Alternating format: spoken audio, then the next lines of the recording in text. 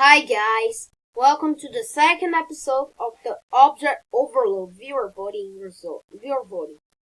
Last time, Team Time was up for elimination. Let's start.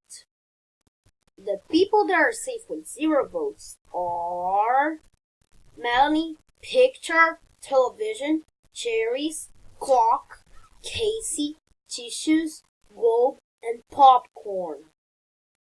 The people that are safe with 1 vote are Snow Globe, Top Hat, Locky, and Crayon.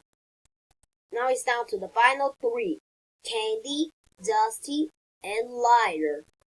2 of them got 2 votes, while the other one got eliminated with 4 votes. Let's show the votes.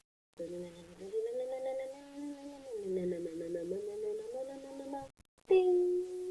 So, Candy and Dusty are the last ones safe with 2 votes.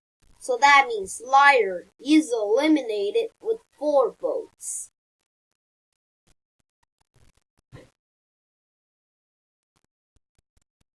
Now, let's see which team's up for elimination. And the team up for elimination is Team Toon.